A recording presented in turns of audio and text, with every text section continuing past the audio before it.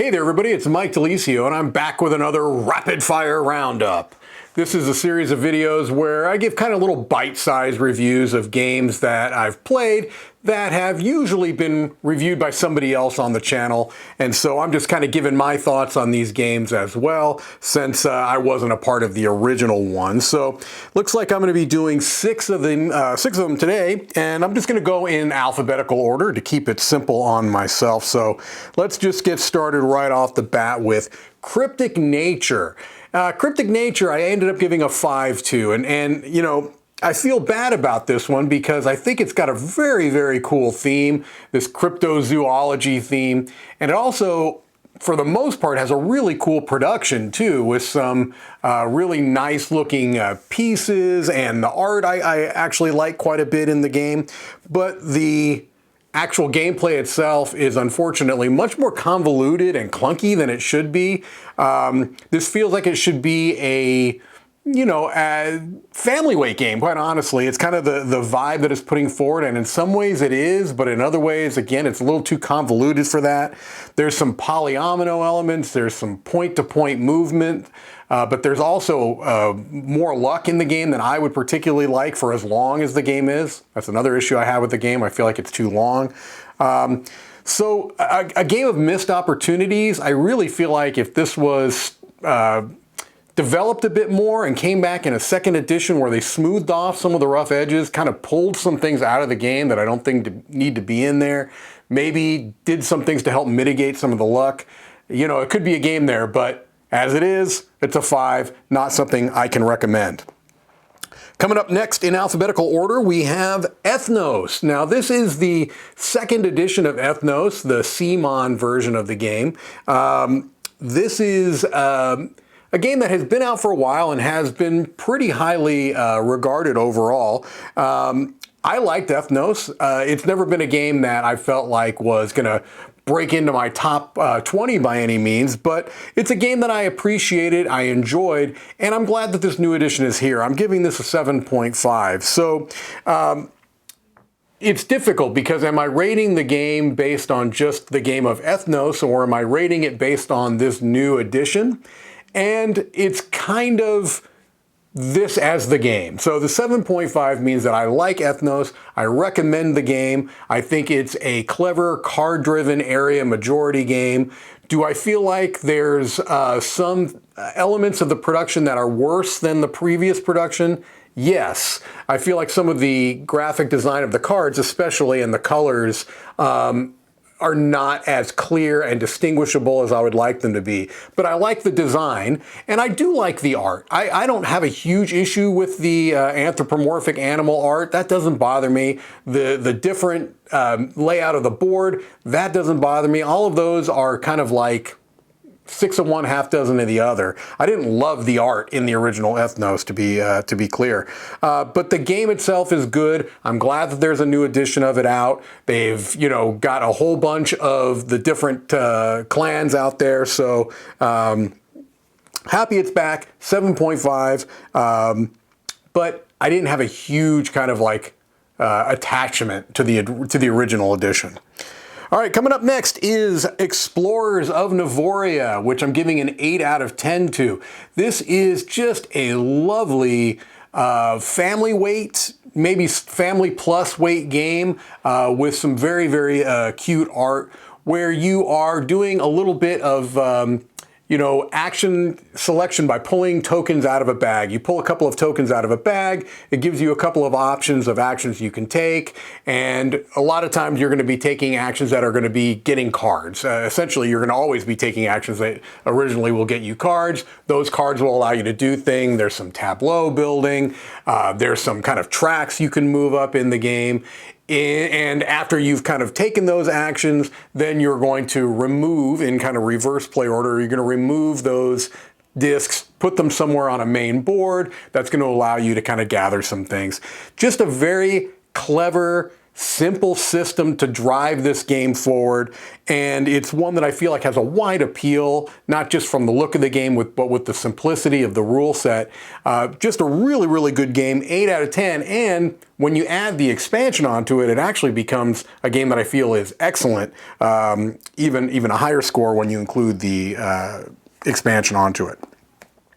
Speaking of excellent, Kinfire Delve is next. That is, I'm giving an 8.5. This is a card game where essentially you are going through this deck of cards, which is thematically you're going down a well, I believe. And so you're going deeper and deeper into this well. And so you'll have a character that has some type of particular ability. And you're playing cards to be able to complete challenges. And as you're completing challenges, you're going deeper and deeper into this well until you finally face off against this big bad. And certain things that you've done during that delve will kind of influence what type of an experience you may have with that big kind of boss at the end of the experience if you make it that far. A remarkably clever card system, very easy to kind of understand what's happening, but with a lot of dynamic play that is possible in the card play. One of the most gorgeous looking card games that I can think in recent history, and there's actually been a series of them. I believe there are 3 of these Kinfire Delve games now, and they all look beautiful. The art is incredible. The actual production, the quality of the cards, and there's also dice in the game as well that you're going to be using to complete these challenges along with the cards. So just a really, really class act all the way around, from the production to the design. Kinfire Delve is a really, really fantastic card game. Coming up next, alphabetically, is another card game. This is Mew and More Revised Edition, I believe is what it's called now. This is a trick-taking game, and it has been out in various forms for many, many years, but this is the most updated version of it. I'm giving this an 8 out of 10.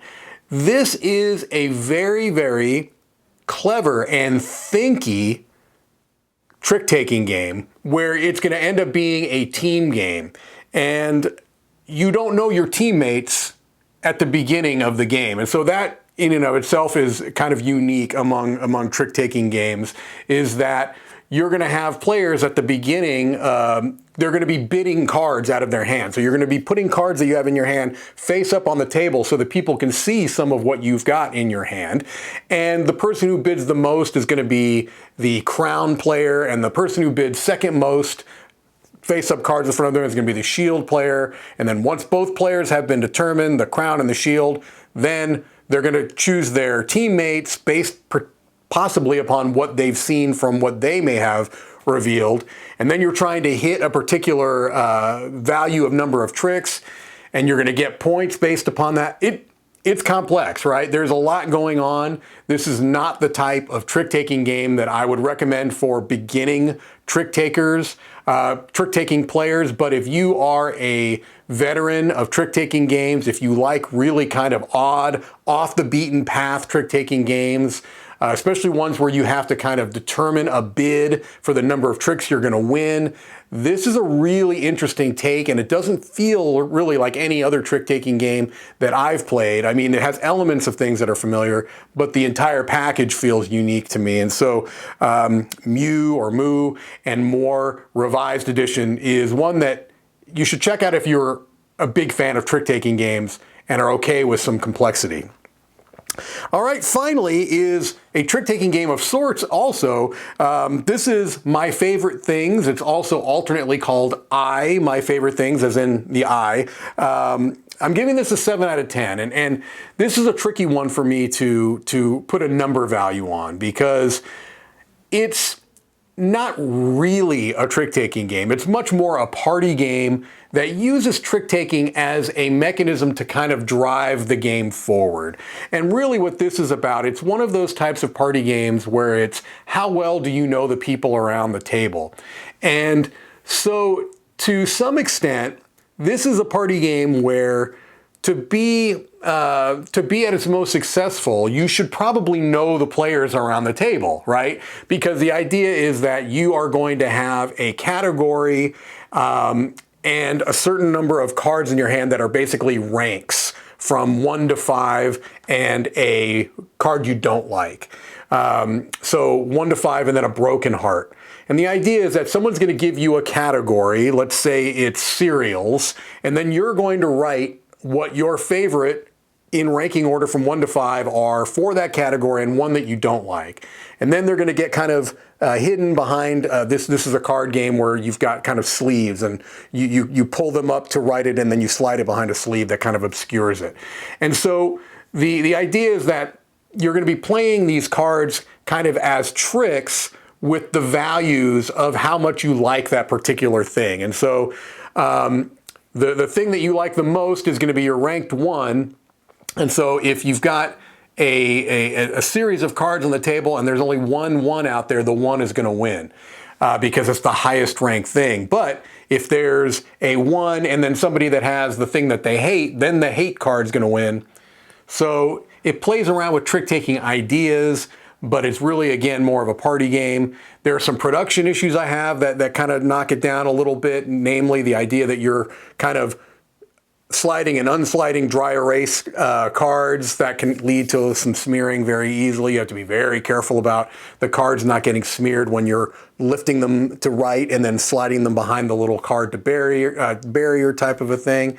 So there's some production issues there. It's also one that is very divisive. I've played some really great games of my favorite things, and I've played some tremendous duds where it just did not go well at all around the table. And so that's something that I have to take into account when I'm giving a review, a score for these games.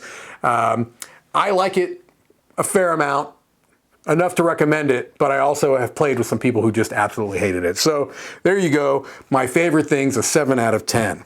All right, so 6 games, low score of 5, high score of 8.5, so a pretty decent range in and amongst those games. And mostly card games. Well, yeah, mostly card games, half and half. Half and half card games to board games. There you go. All right, well, that's going to do it for me on this Rapid Fire Roundup. I will see you on the next one.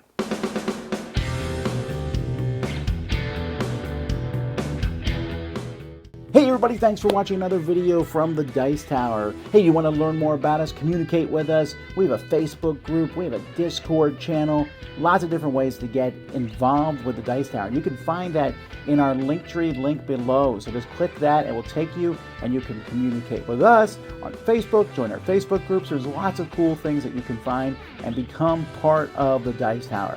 Thanks so much for watching. I'm Tom Vasel.